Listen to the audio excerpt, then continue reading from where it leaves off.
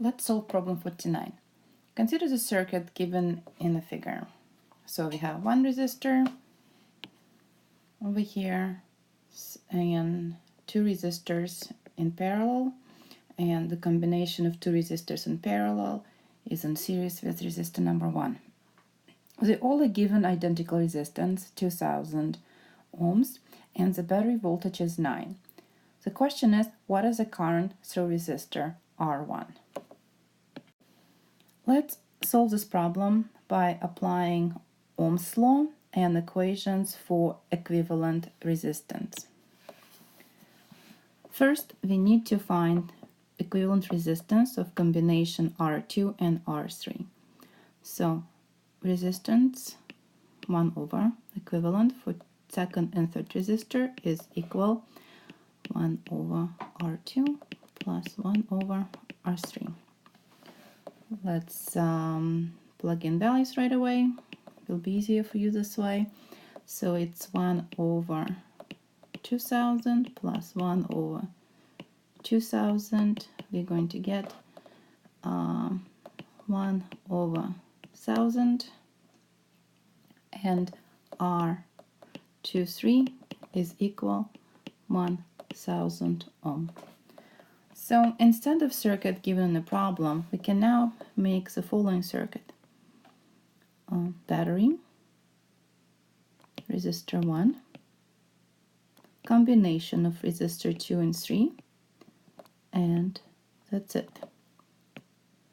Now resistor 1 and resistor equivalent resistor 2, 3 is connected in series. I'll connect in series. So equivalent resistance 1, 2, 3, the final one is we have to combine those two resistors, and it's just summation R1 plus R23. It is equal then 2000 ohms plus 1000 ohm, that is equal 3000 ohm. Okay, now we can make a circuit looks like that. Equivalent resistance 1, 2, 3 equals 3000 ohms and EMF of 9 volts. According to the Ohm's law, EMF is equal I multiplied by resistance. So current is equal EMF over R is equal 9 over 3000 ohms, 9 volts. So it is 3 10 to the negative 3 amperes. So the answer is current through resistor 1 is equal 3 10 to the negative 3 amps, or 3 milliamps. I'd like to emphasize here that the current that it goes from here to here is the same as the current that goes over here. The same as current in this circuit. Okay, so this is the answer to this problem. Let's solve another one. Problem 53. Using Kirchhoff rules, we need to analyze the circuit given in a figure, and they give us notation. Let I1 be the branch current through R1, so it's going to be I1, and let I2 be the branch current through R2, so this one I2.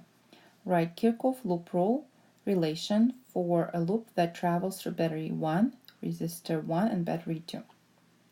And then write Kirchhoff loop rule relation for a loop that travels through different loop, battery 2 and resistor 2. And then we are going to have two equations and two unknowns, and we are looking for branch currents. Okay, let's try it.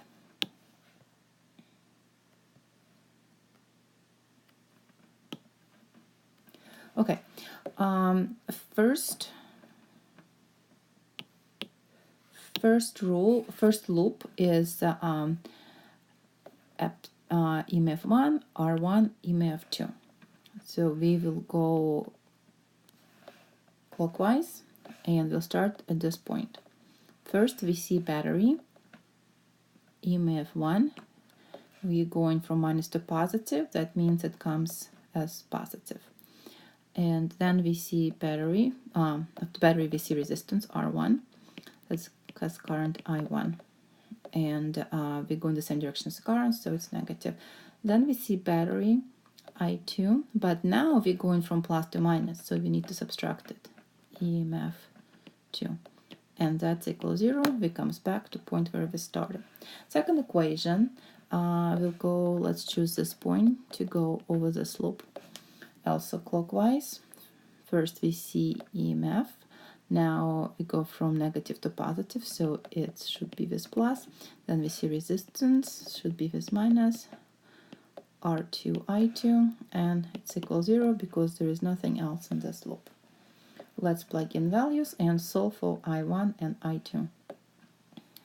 I1 is 1, EMF 1 is 0.5 minus 2400 I1 minus 3 is equal 0. And for the second one is 3 minus R2, that is 1400, and I2. This is very simple, two equations, and the answer is I1 is equal then 3 minus 1.5 over 240.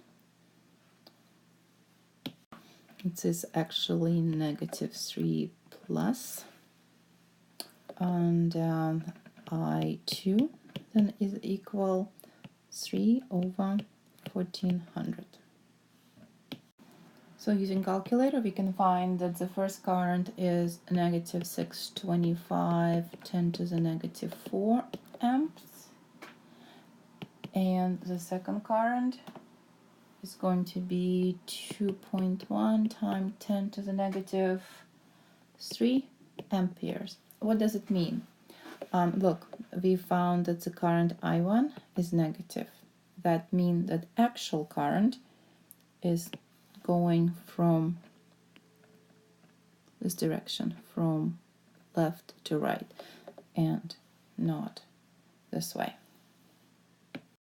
So there is two more important concepts left in this chapter, is how do we measure current and how do we measure voltage. Ammeters is used to measure currents.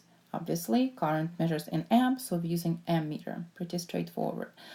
Ammeter must be connected in a series with desired circuit branch. You have to remember that the current, when we going around the circuit, if it stays constant until we see the branch, then in the branch it splits.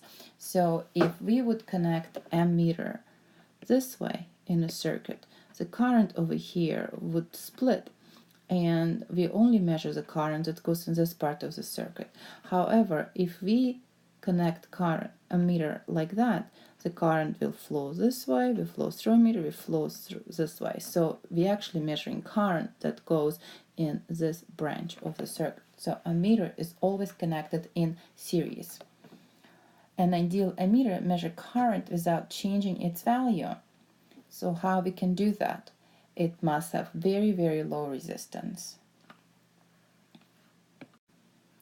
To measure voltage, we are using voltmeters. And what's important about voltmeter, that it's always connected in parallel with the circuit elements whose voltage drop or increase is to be measured. So we're looking at the voltage drop across resistor 3. We would connect it this way. We would put one connector here and a second connector here, so it becomes in parallel with the resistor.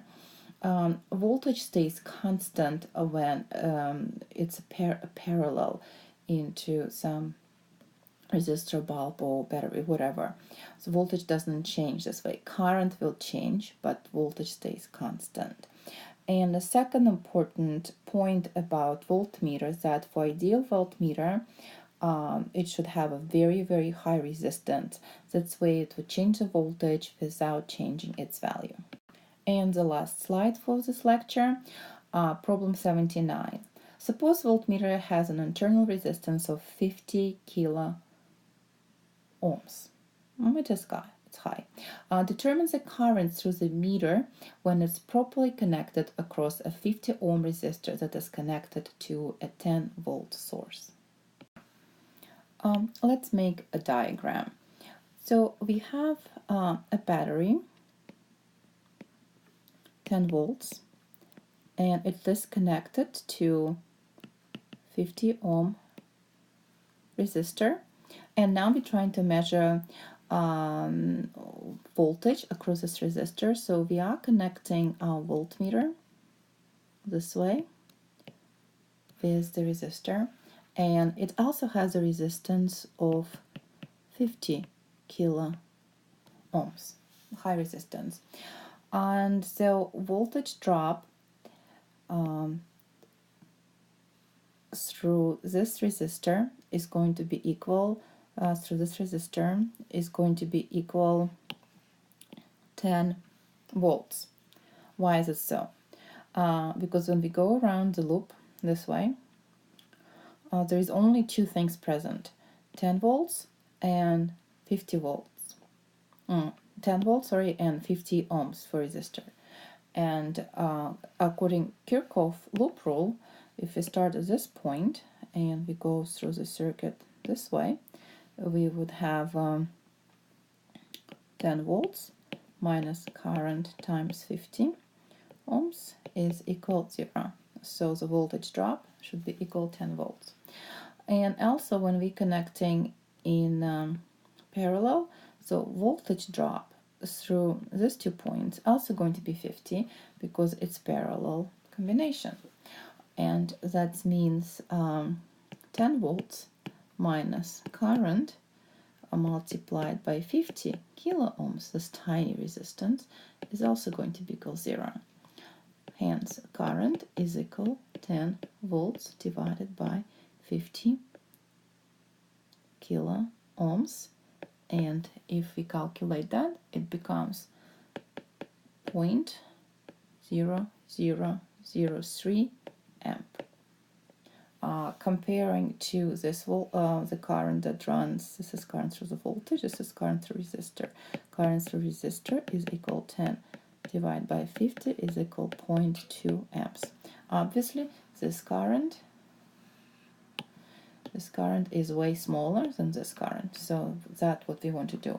We want to have a very small current going this way, so most of the current goes this way, and hence we measuring voltage correctly. Thanks for listening. We're done with this lecture. We'll solve more problems during recitation because this is an important part.